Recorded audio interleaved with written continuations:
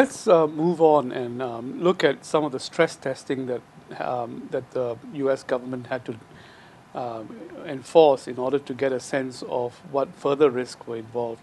The problem with stress testing is there's this great hunt for that black swan in that way.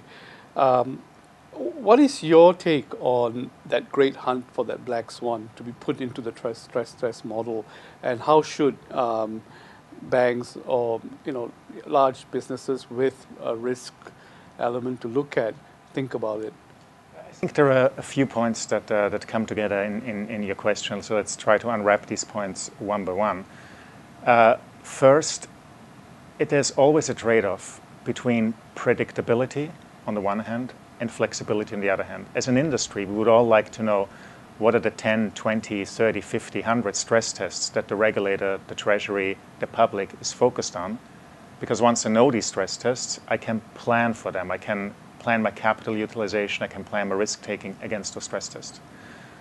On the other hand, because risk is not well defined in one number, because it is multidimensional, I think it's critical that risk professionals and regulators have a very flexible approach where they drill down into risks, define new scenarios on the fly, react quickly, by quickly I mean on a daily basis, to market events that take place and say, given that I saw today such and such a market event, let me right now define a new stress test. Let me right now apply the new stress test. Let me see if there are any lessons I should draw from that. And when you look at the exercise that took place in the US last year, it was a very solid endeavor to truly bring together on a consistent basis the risk of, I think it was the 18 or 19 largest financial institutions.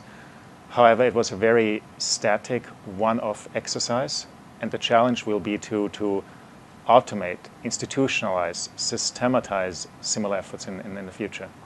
Are you a believer in the black swan, as in that it exists and that you need to put that into the equation?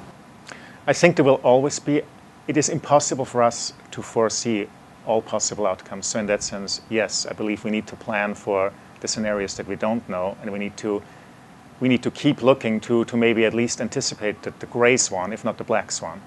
We won't be able to capture all events in advance, but at least if we try to look for different stress points, if we try to run reverse stress tests, as regulators sometimes call them, it will be more likely that we at least see many of the potential risks and are better prepared. Well, the problem with the black swan is how much it costs to factor it into your business equation.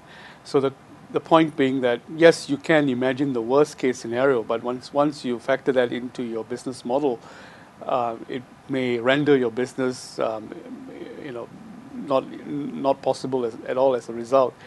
How do you weigh between being commercially viable and realistic in terms of the kind of risks that you take? I think there are two observations that tie into that comment. So first of all, what I find is a scenario is not a instantaneous, immediate act of God that just happens. GDP doesn't drop by 5 or 10% overnight. There's a sequence of events over 6 or 12 or 18 months that leads to a recession. So why am I bringing this up? Because while the 5% GDP drop might be a black swan, these smaller events that happen day by day, that accelerate like an avalanche throughout the year, or the 18 months that I mentioned, that is much more predictable, and that is also much more plannable. And therefore, I think, maybe another way to answer the question is to say, well, it's not so much just about the black swan event. It is really about the contingency planning. As bad events unfold in the market, how do I react to them? So yes, of course, nobody can be prepared, and nobody can set aside capital for the 80% market correction or something like that. That would be impossible. But is it possible to say, well, if markets drop and keep dropping, what are my contingency plans? How would I raise more capital? What are the more liquid hedging instruments that I would revert back to, and those types of questions? What is your thinking of the theory of efficiency of markets and the fact that market information validates itself as long as it's allowed to be free-flowing and efficient? as a result of the crisis? Because the thinking seems to be today that the market isn't necessarily as efficient as it should be, and that without a regulatory structure, it cannot function in that sense. How has your own thinking on that evolved? I think it is critical when we use models, whether it's a model of efficient markets, or whether it's a model to price a derivative, that we look very carefully at the assumptions that go into models. And I think what has happened in the past all too often is that we learn about the assumptions and then we forget about them, and then we don't critically challenge them. In the context of efficient markets, a key assumption is that markets are efficient if complete information is available to everyone that participates in the market. And I think, as the events have shown, we operated on very basic and incomplete information. Therefore, the market in that sense was not efficient. The problem is, as soon as you say that the market doesn't have complete information, what really happens is that the pursuit of self-interest of individual actors does not make everybody better off.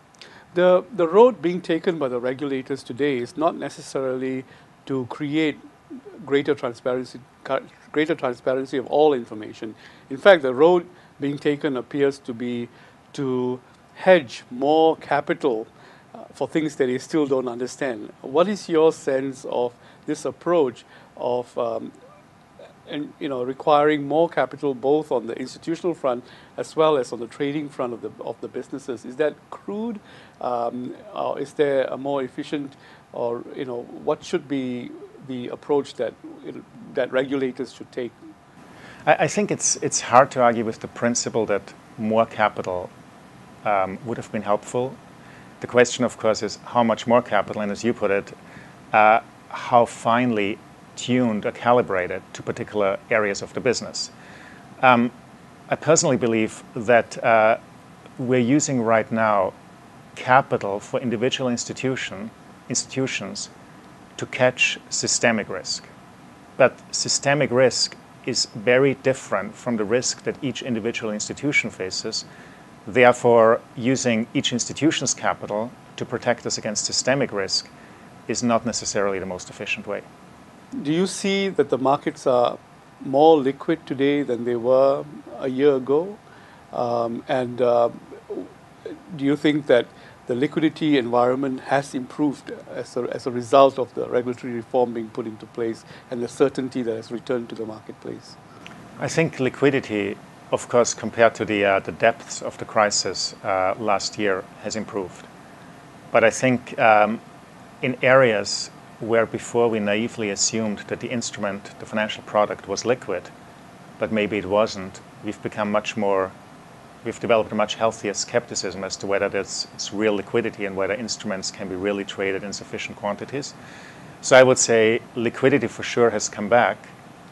However, we also understand much better where it is fair to expect liquidity and where we have to be more careful and think twice before we assume that a financial product is truly liquid. Dr. Michael Zerbs, thank you very much for spending time with us. Thank you.